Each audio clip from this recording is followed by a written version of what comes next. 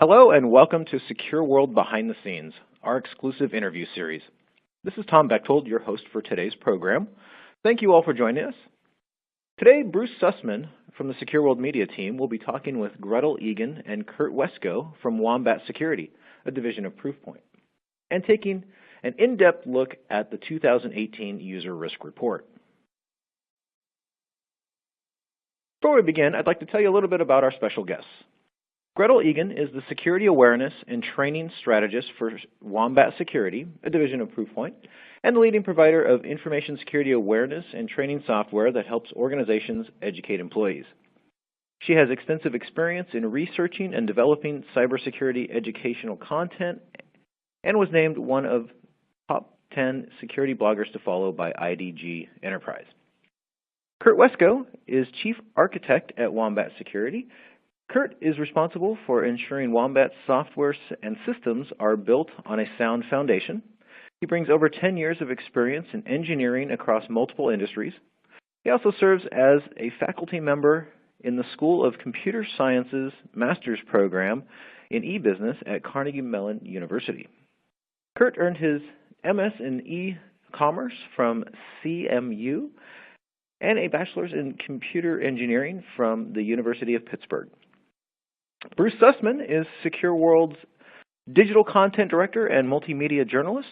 Bruce can be found traveling with the SecureWorld conference team at our 17 regional conferences, interviewing our high-level delegates and creating our original cybersecurity stories for our website. Bruce, please go ahead and kick things off. Thank you, Tom, and thank you, Gretel and Kurt, for your time as we kind of go behind the scenes on the 2018 User Risk Report. And this is one of the reports that's seen as a benchmark in the industry when it comes to security awareness and phishing and topics around that. And one of the things that's questionable sometimes is the background of a report. What's the background or the backstory of this particular User Risk Report? And so I thought maybe we could start there. Sounds like a great idea. So this is our second annual User Risk Report, but this year we really expanded our scope over last year. Last year we had done a third-party survey of 2,000 working adults in 2 countries, the U.S. and the UK. This year we really did take a broader look from a global perspective. We've interviewed 6,000 working adults across 6 countries. Again, we repeated the U.S. and the UK, but we added France, Germany, Italy, and Australia. And really the main thing we were looking at here is we wanted to look at the personal knowledge levels of working adults around the world and also some of their personal cybersecurity habits. And what we felt taking this on was that we could really infer how some of those everyday outside of work habits are influencing security postures within organizations around the world. And I do believe that our survey results have quite clearly shown that the things that users are doing on their personal devices and the things that they understand at a personal level and the things they don't understand on a personal level certainly do transfer into workday activities and are impacting security postures worldwide.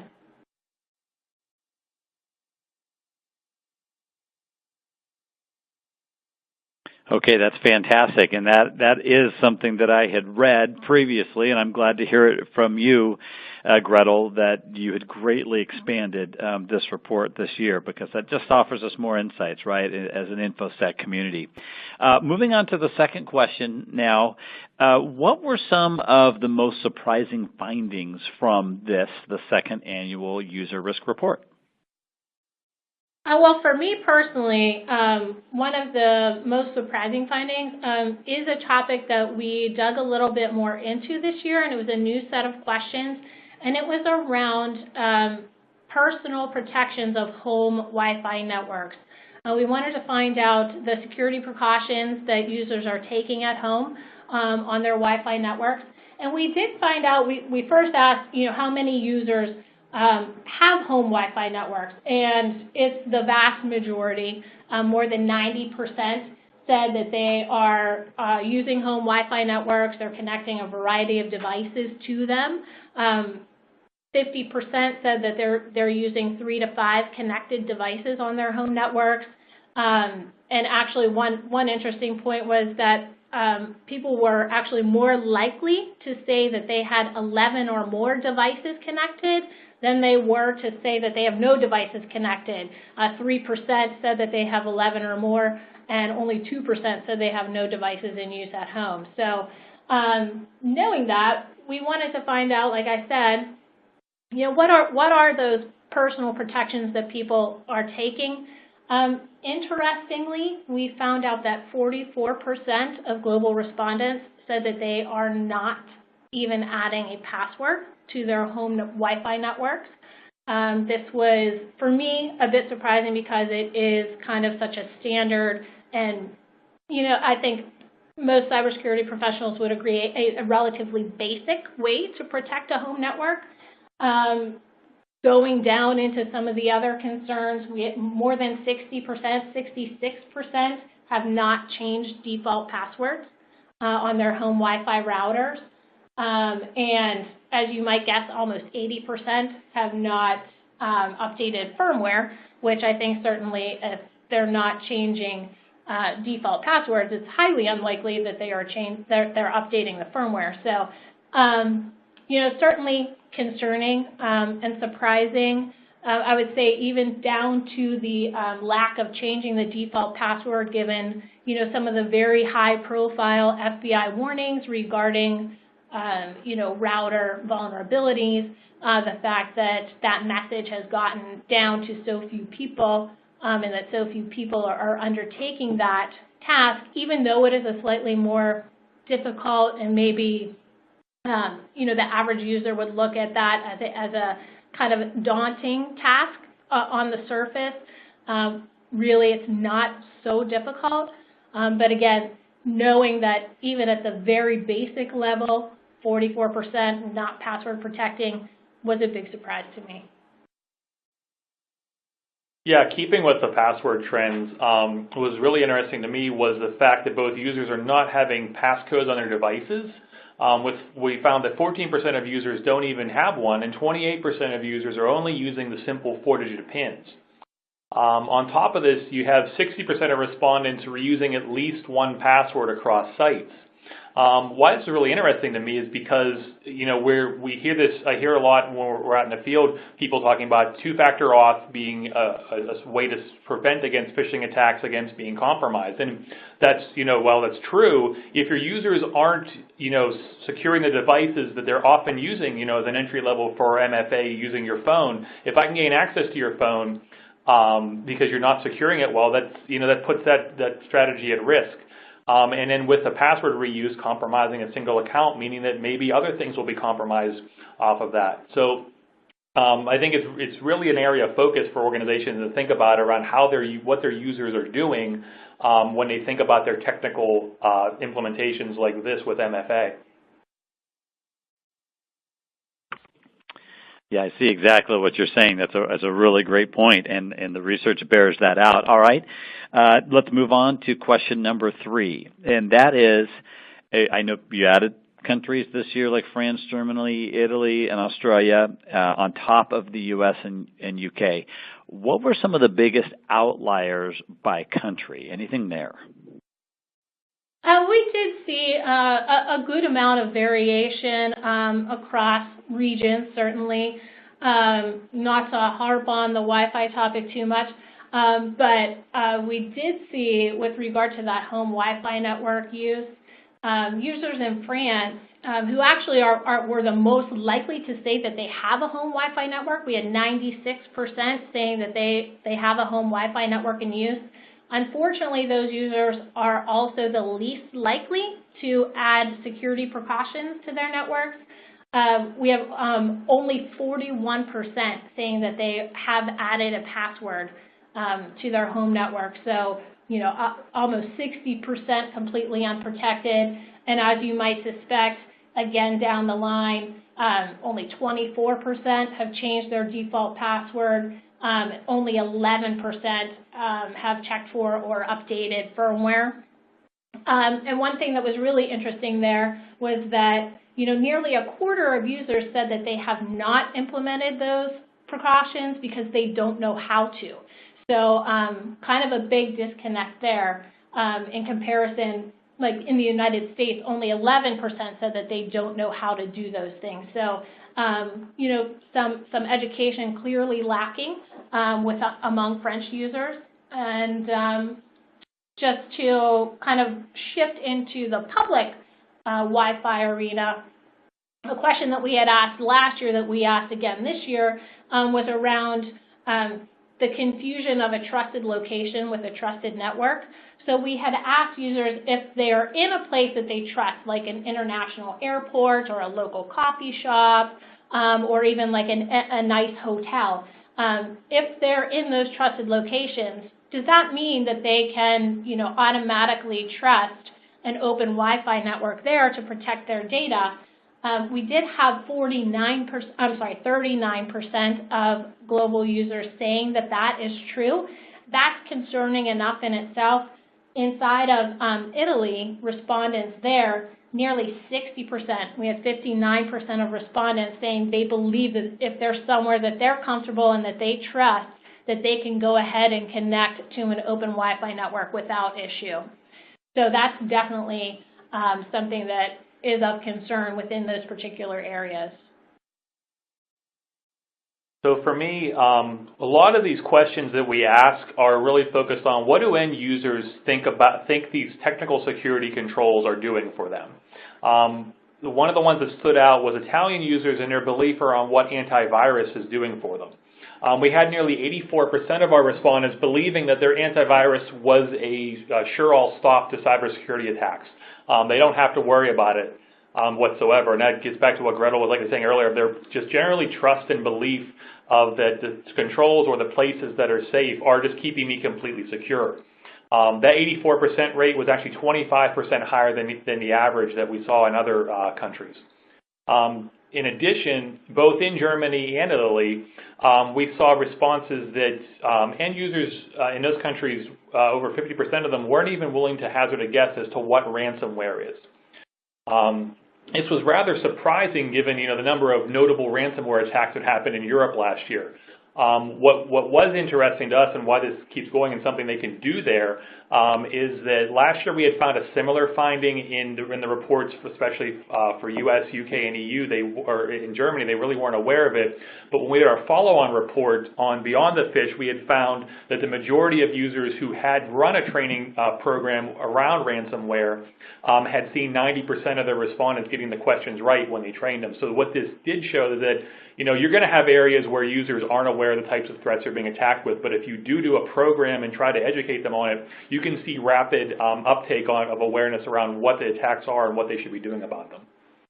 And just following on to Kurt's point about the antivirus software, I think it also speaks to the fact that users are not only trusting technology, but I think by extension assuming that IT teams and InfoSec teams, what those teams are doing is protecting them, and that they don't really need to worry about the actions that they're taking, which certainly speaks to probably a lot more issues, a lot more incidents, a lot more remediation hours spent inside of organizations just due to kind of a lack of understanding among end users that security safeguards and IT safeguards are really not catch-alls and can't stop all bad things from happening. Yeah, and those findings really don't surprise me. I mean, I just think about the conversations I've had with family and friends over the years that just don't understand, exactly how cybersecurity works. So that's great. That's really, really valuable information. What about a key takeaway? And I realize you've hit on a lot of things, but if you had to say this is something that's really crucial to understand that the research you did uncovered, what would it be?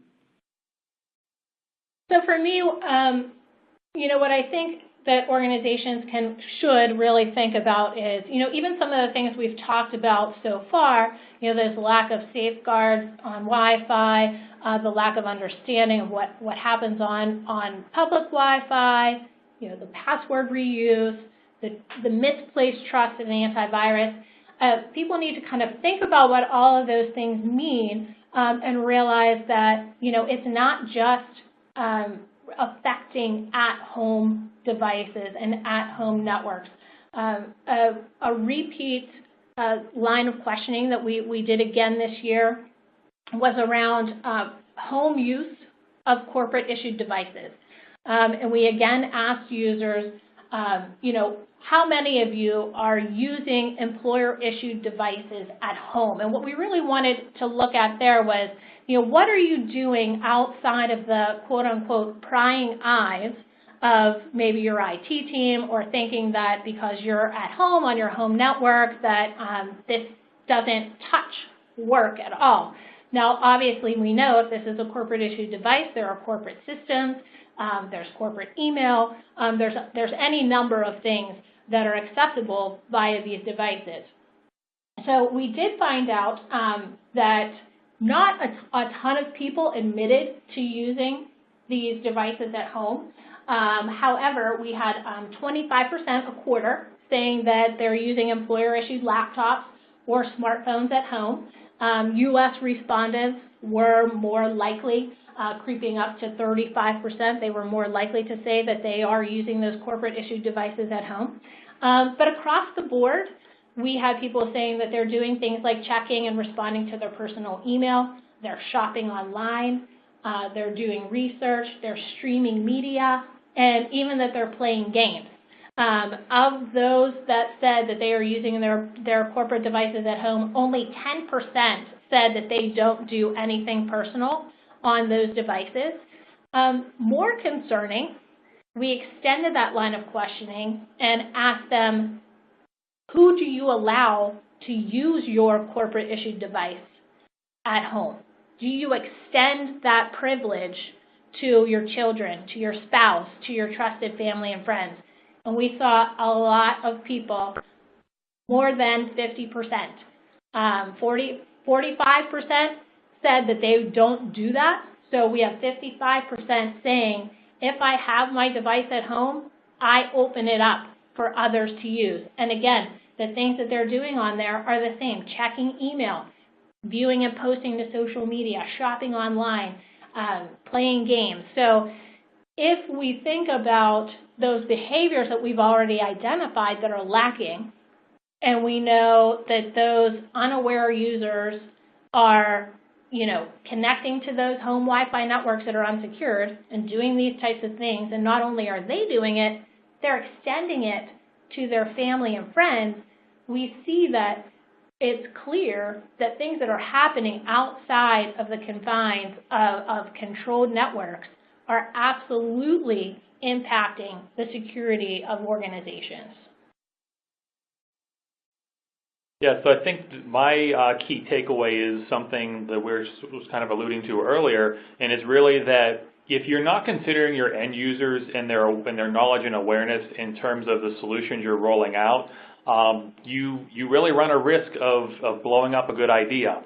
If we go back to what one of the things earlier about passwords, with mobile or Office 365 based attacks and credential phishing have been probably one of the dominant and very prevalent threats that we've seen this year, especially with Office 365.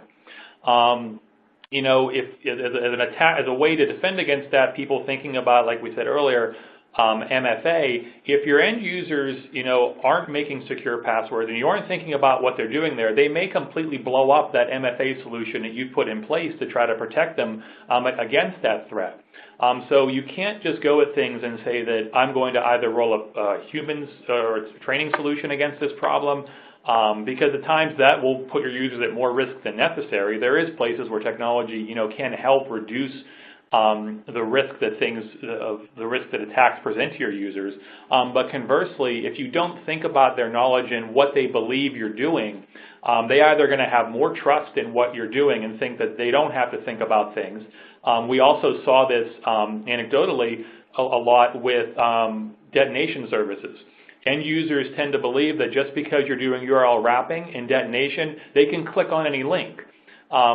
There's no reason that they shouldn't still be applying the same techniques they learn in any type of phishing training or URL training to those URLs still, but with the rollout, they have or they assume that they are now immediately safe. And you have to think about what you educate them about, both with the technology and what their responsibilities still are as you roll out any change.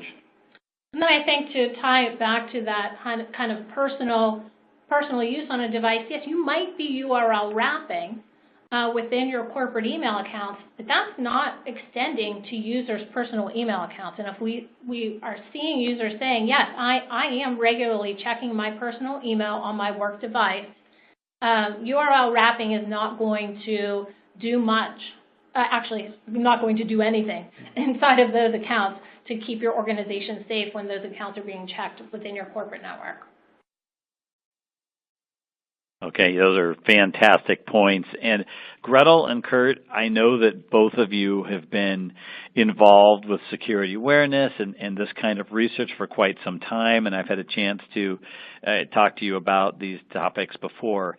As you look at the findings from this particular report, what kind of advice comes out of this or message for InfoSec professionals? So I would say, for InfoSec teams, clearly what you're doing, on-premise is taking precedent. It's your daily priority. It's what you're tasked to do. But I think it's important, in particular, if your organization is supporting remote workers, if you have, employees who travel and work for business, it's really important. And again, if you have a BYOD culture, it's important to not kind of have that line of delineation in your mind that, what's happening at work is the only thing that I'm concerned about, and what users are doing on their own time is not really of my concern. So I think it's about becoming a little bit more proactive about the out-of-office things that can impact organizational security and seeking opportunities to move the dial. Even if it's something as simple as saying, here, I'm going to give you some advice about how to add a password to your home Wi-Fi network. I'm going to give you advice for how to go about finding your router's admin interface, and I'm going to help you figure out how to go in and change that default router password. And in a lot of cases, broad statements will be able to guide the majority of users. Nobody's going to reach everybody, and it's not going to be like all of a sudden, hey, 100% of my employees are going to go home and have a password and, change the default password on their home networks. Even if you wish to narrow in and you say, hey, I know that I have 50 employees who are regular remote workers. I'm going to start with those people, and I'm going to make sure that their home networks are secure because I know they're coming in remotely. So, I think it is helpful because you're not only going to help kind of raise awareness among your end users and help them start thinking about the fact that, hey, what I do personally is impacting the security of my data and devices, but you're also going to start to close some of those cybersecurity holes within the organization and help improve overall security. So for me, the piece of advice would be really not accepting, say, the status quo or, just doing whatever with awareness training. I think a challenge that we see is that we've really gotten to where systems, can be locked down reasonably well. We can put a lot of technical controls in front of them, but the big challenge is that it's very hard to figure out whether or not, my account and my access to that system has been compromised, and am I taking action in extracting data from the system, or is this some actor doing it on my behalf from my machine because they've done something to it? Oftentimes that's something you can't figure out until after something's happening, right? You can't proactively see that they're going to go and pull, 2 gigs of data off the server that's abnormal behavior. And with the country-by-country results, we're really highlighting out that both from a cultural and a threat landscape standpoint, one-size-fits-all programs simply don't work. And that's really what I get back to with the status quo, saying I'm going to take my top 5 threats I saw in this report, or the 3 that I saw last year and just give it to everybody. You really have to personalize your training and use data to drive your approach. Because if you're not, you're really putting yourself at a disadvantage. Whether it's looking at the types of threats your users are being targeted with, especially at the email gateway where 90% of attacks are coming in, or using knowledge assessments to identify knowledge gaps in other areas where you're not able to look from a technology perspective and see what the attacks are. And you've got to identify your areas of greatest risk and prioritize your efforts around those. This really shouldn't be a surprise or be a different shift to people in the security industry because, right, this is exactly what we do with systems. We look at what types of attacks can be perpetrated against it. We consider the type of information or risk that would be presented if an attack succeeded, and we use that to justify how we protect that system. You can take this same approach with your awareness program with your end users and look at what types of knowledge they have, what they have access to, and decide how risky would an attack that succeeds against this user be. And ultimately use that to make informed decisions about how you're spending your valuable training time with your end users and ultimately what technology you put in place, because these two truly do really help each other. They can be something that makes everything even better than just the individual pieces. And I really like one of the quotes that I wrote down as you were talking, Kurt, was it's not enough to do whatever on security awareness. And both of you have certainly detailed things that you can do instead of whatever, which is key. You've got to be thoughtful about it, right? Agreed. Yeah, well, fantastic. Well, thank you both very much for taking us behind the scenes on the 2018 User Risk Report. There's been a lot of interest among our audience of information security leaders and professionals on the report. So we'll talk to you again, I'm sure, but for now, I will hand it back to Tom. Thank you. Thank you, Gretel and Kurt, for sharing your insight with us today. We hope everybody learned a little something from today's interview, perhaps some good reminders on good cyber hygiene or things you can start doing at your company now, particularly since we're wrapping up Cybersecurity Awareness Month. Be sure to be on the lookout for future behind-the-scenes interviews with our media team. On behalf of the SecureWorld digital team, I do want to thank everyone for joining us today. This does conclude our interview for today.